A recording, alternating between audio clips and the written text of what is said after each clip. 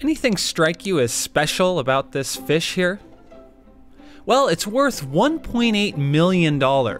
It won Grand Champion at the All Japan Koi Show in 2017 and is the most expensive koi fish ever sold.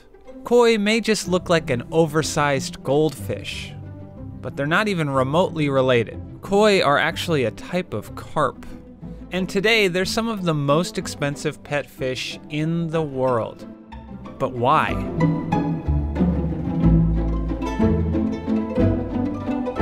Koi were originally raised in Japan in the 1700s when rice farmers first began breeding them for their distinct colors and patterns, similar to how we breed dogs for their specific traits.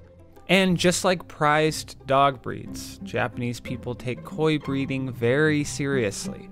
There are regular competitions to name the top koi.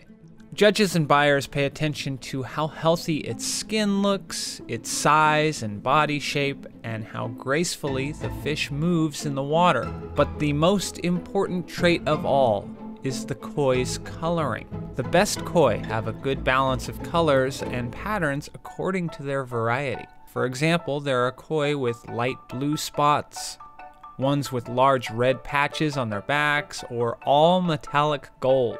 But the most winning fish often just boil down to these three varieties. They're often the most valuable. They dominate the shows, winning nearly every major category each year.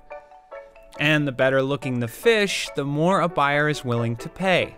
Yeah, it depends. You can buy some small and cheap koi fish for a couple of bucks, but also, it can get up really, really high, till thousands, $10,000s of dollars. That's Ivo de Waal. He's a koi hobbyist and seller in the Netherlands, and he heads up the YouTube channel Koi Partner. Each year, he visits Japan to shop for koi. The breeders are located there, and they have experience with their bloodlines for many, many generations. You see, bloodlines are just as prized in koi as they are in dogs, because some of these koi are the result of decades of selective breeding. I mean, just take a look at the koi's wild relative, the common carp.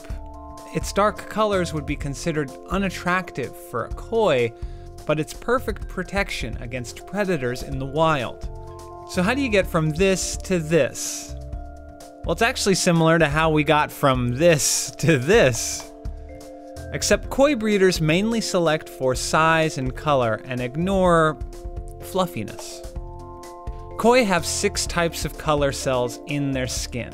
Their cells can be red, yellow, black, white, blue, or metallic. Now, in order to get a beautiful reddish-orange pattern like the one on this $1.8 million fish, you need to select for fish that have a white body and lots of red cells that concentrate in large patches.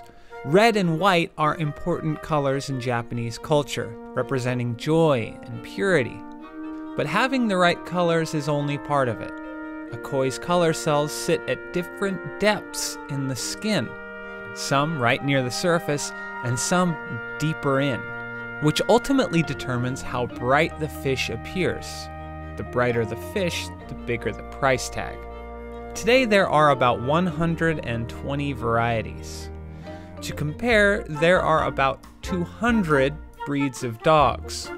But when it comes down to it, breeding koi is a lot harder. A single koi can give birth to hundreds of thousands of baby fish at a time. I think we are talking about millions and millions of fish per breeder. So, breeders must choose wisely.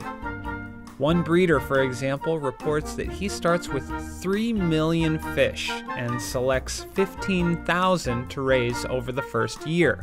From that, he chooses 1,000 to continue to raise the second year. Yeah, it's a really hard job for the breeders.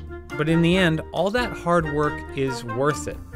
The breeder of this Grand Champion waited until she was 9 years old to sell her at auction.